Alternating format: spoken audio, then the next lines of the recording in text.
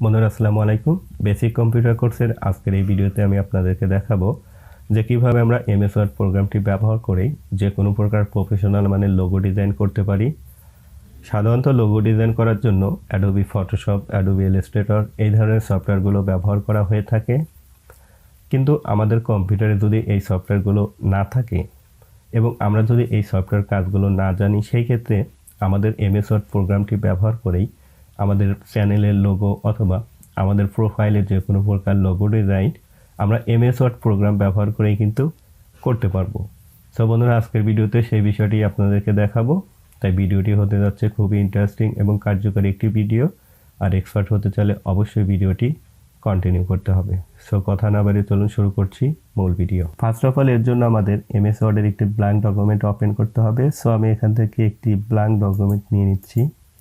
এখন এইখানে আমাদের লোগো ডিজাইনটি করতে হবে। এর জন্য আমাদের একটি শেপ ব্যবহার করতে হবে। সো আমরা যদি শেপ ব্যবহার করতে চাই, আমরা চলে যাব হচ্ছে ইনসার্ট থেকে শেপ। এই শেপসের ড্রপ ডাউনে ক্লিক করলে এইখানে আপনি অনেকগুলো শেপ দেখতে পারবেন।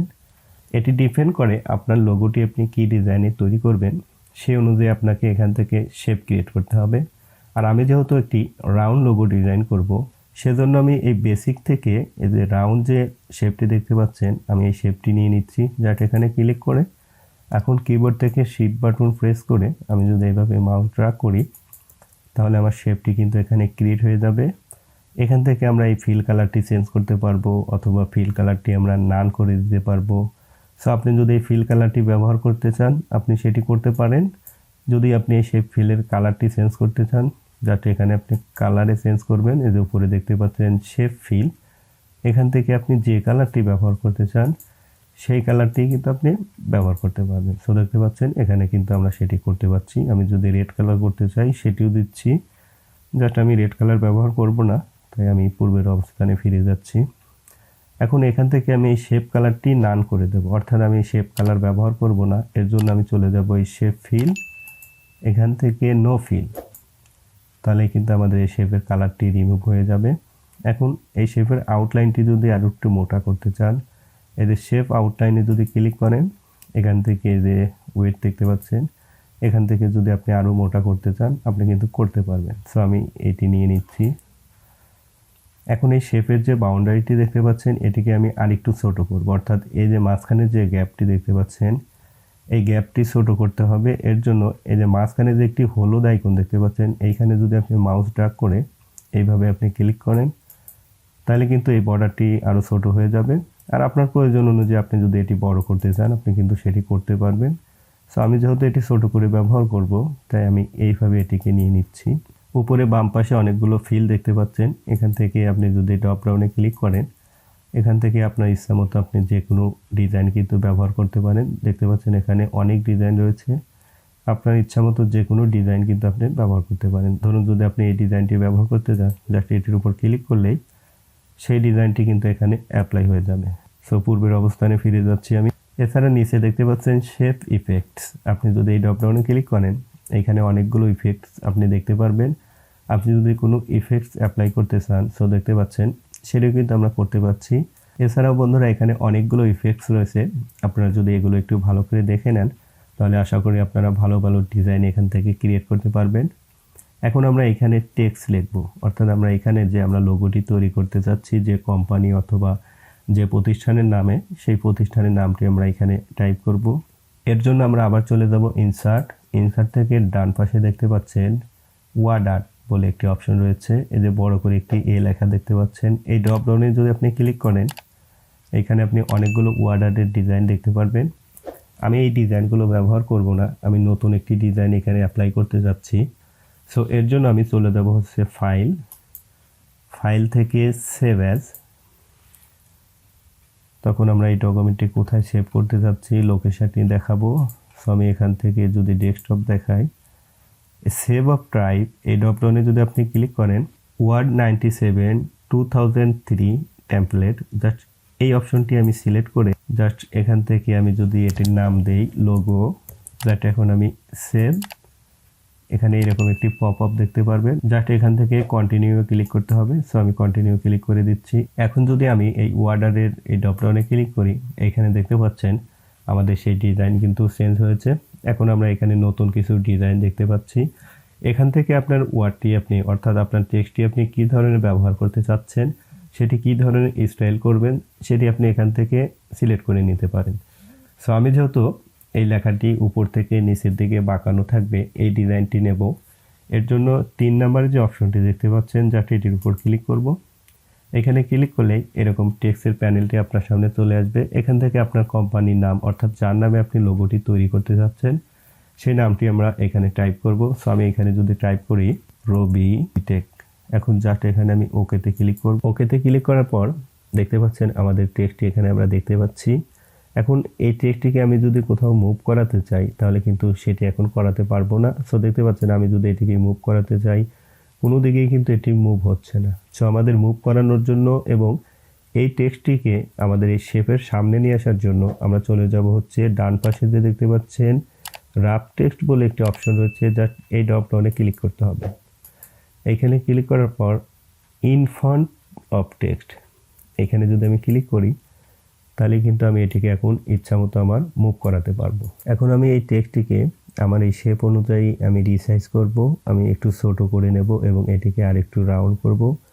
এর জন্য আমি যদি এই যে নিচে যে একটি চিহ্ন দেখতে পাচ্ছেন যাতে এখানে যদি এইভাবে মাউস ড্র্যাগ করে এটিকে নিচের দিকে এইভাবে টেনে আনি, সো দেখতে পাচ্ছেন এটি কিন্তু রাউন্ড হচ্ছে। আপনার যতটুকু প্রয়োজন আপনি ততটুকু এটিকে টেনে কিন্তু বড় করতে পারবেন। ওকে, এখন আমি এটিকে আরেকটু উপরে নিয়ে যাচ্ছি।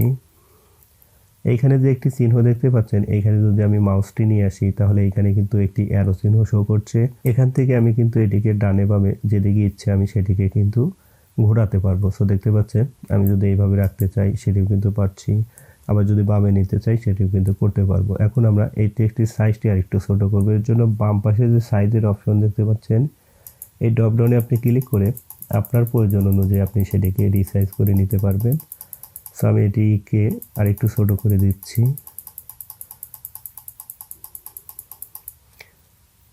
সো আমি এটিকে আরেকটু রাউন্ড করব, জাস্ট এইখানে ধরে এইভাবে ড্র্যাগ করব নিচের দিকে।